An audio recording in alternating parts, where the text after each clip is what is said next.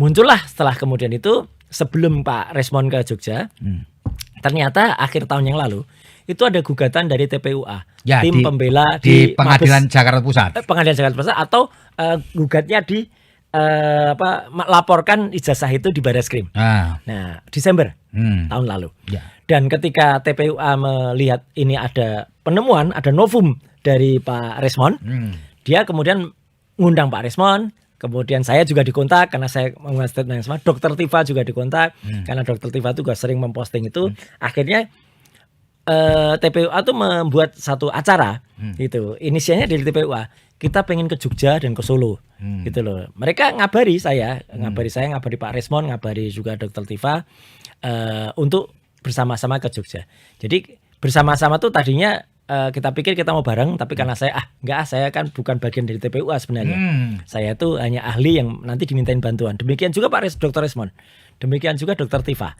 Ya, kita berangkat sendiri-sendiri. Oh gitu. Nah, jadi itulah pertemuan saya darat lagi dengan Pak Resmond. Setelah sekian lama. Ya. Iya, jadi ketemu tuh di Jogja, nggak ada janjian mau meriksa apa, gitu ya. Yang penting kita mau membersamai TPUA. Ya. Nah, kok ini menariknya Pak Bebe. Ketika kami sudah sampai di Jogja pada hari yang ditentukan, Selasa tanggal 15 April kemarin, ternyata rombongan TPUA tuh nggak nyampe. Oh gitu. Ada kendala yang dialami mereka ketika di jalan. Ya gitu. Jadi bisnya itu ya macet gitu ya. Jalannya macet padahal sebenarnya nggak perlu macet. Ini aneh, ada kecelakaan di depan tapi semua suruh macet. Nah, jadi mereka terlambat.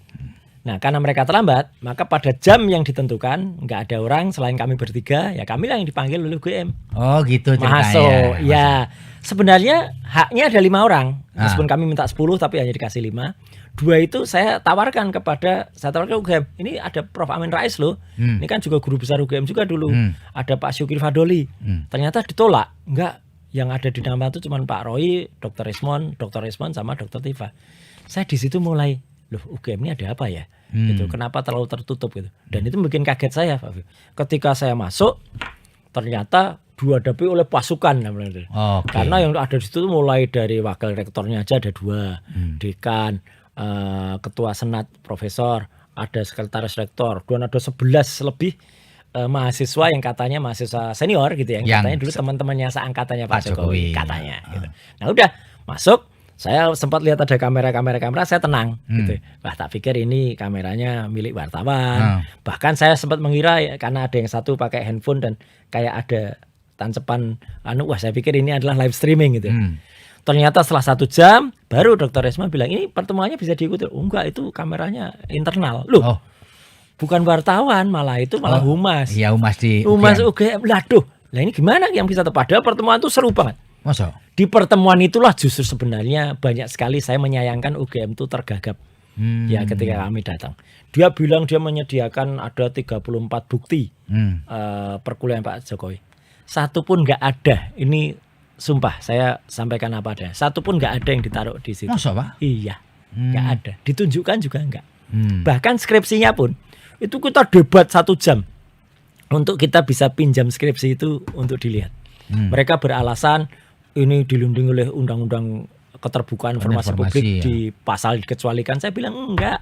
Pas yang dikecualikan pasal 17 huruf H itu adalah kalau itu menyangkut nilai, menyangkut status kesehatan, akademik itu iya. Tapi kalau namanya ijazah, namanya skripsi apalagi itu adalah hak publik untuk diketahui gitu loh. Jadi dengan begitu perdebatannya di situ ya. Perdebatannya lama, bahkan UGM sempat menyatakan kalau dia memiliki peringkat sebagai peringkat 2 di seluruh Indonesia soal keterbukaan informasi publik. Nah, gitu. Jadi dia bilang kalau mengerti tentang itu. Ya. Saya bilang nyuwun sewu.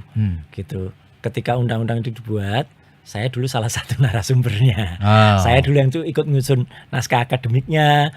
Bahkan selama 10 tahun saya ngawal itu di Komisi 1 Undang-Undang 14. Jadi saya pastilah baru setelah itu mereka ngeluarin. Itu pun juga harus diambilkan di perpustakaan. Jadi nggak siap. Si skripsi itu tadi ya? Aduh, ini gimana sih gitu. Habis itu kelihatan sekali kayak kita disusu-susu di tergesa-gesa gitu.